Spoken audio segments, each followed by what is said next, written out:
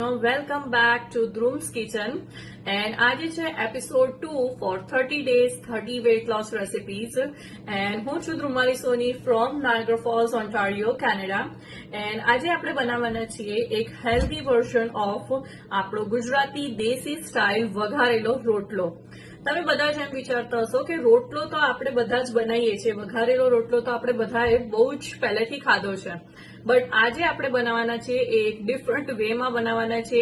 આ રોટલાની અંદર હશે અપ્રોક્સિમેટલી 15 ગ્રામ્સ ઓફ પ્રોટીન કે તમે એને લંચમાં લઈ શકો છો ઓર એલ્સ ડિનરમાં બી લઈ શકો. આપણે આજે જે વઘારેલા રોટલા માટે ઇન ફોર્મ ઓફ પ્રોટીન જે આપણે લેવાના છે એનું ઇન્ગ્રેડિયન્ટ જે છે એ લિટલ બીટ ઓફ ડિફરન્ટ છે. એન્ડ મેં લીધું છે રોટલો વઘારવા માટે લીધું છે અનિયન, આ છે પીસ બીકોઝ મને પીસ બહુ ભાવે છે, પ્લસ મેં મારી મસાલાદાનીના જે રેગ્યુલર મસાલા છે એ લેવાના છે, થોડી કોરિએન્ડર સ્પ્રિંકલ કરવા માટે, પ્લસ આ છે એ આદુ લસણ મરચાની પેસ્ટ છે, આમાં સોલ્ટ છે અને આ છે આપણે છાશ બીકોઝ આપણે છાશ વાળો રોટલો બનાવવાના છીએ તો મેં ઓલરેડી છાશને રેડી કરીને મૂકી દીધી છે.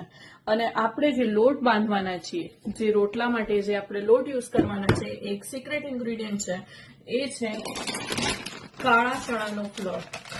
આ યુઝ કરીને હું આજે લોટ બાંધીને રોટલો બનાવવાની છું અને તમે રોટલી બી બનાવી શકો છો. This is very very very very helpful કે આ તમને વેઇટ લોસમાં બહુ જ હેલ્પ કરશે. આપણે જે નોર્મલ ઘઉંની રોટલી ખાતા હોય છે એમાં બહુ જ અમાઉન્ટ ઓફ ગ્લુટન હોય છે, બટ જ્યારે તમે આ યુઝ કરશો તમને બહુ જ સરસ વેઇટ લોસ થશે. So let's start making the dough for રોટલો.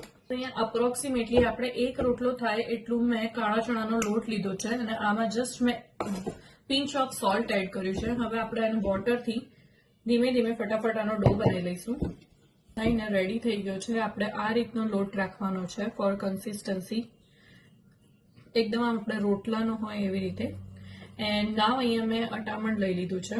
આ રોટલાને વણવા માટેની એક ટ્રીક છે કે આપણે આવી રીતે તમારા ઘરે કોઈ બી પ્લાસ્ટિક હોય કે જે તમે આપણે પરાઠાસમાં ફ્રોઝન પરાઠાસમાં એમાં આવતું હોય છે એ આપણે સેવ કરી શકીએ છીએ અને આપણે એની હેલ્પથી આમાં કોઈ બી તેલ વેલ લગાવ્યા વગર આપણે આને તેલ ઓર ઘી કશું બી યુઝ નથી કરવાનું અને જસ્ટ આને રોલિંગ પેન લઈને આપણે આને અહીંયા મૂકીશું એન્ડ દેન એની ઉપર આપણે આ રોટલો જે છે એ આપણે કાળા ચણાના લોટનો છે, સો આપણે નોર્મલ આની ઉપર કરીશું તો કાળા ચણાનો લોટ એની ઉપર ચોંટી જશે and then it will be very very trouble કે એને ઉખાડો બહુ જ ટ્રબલ પડશે.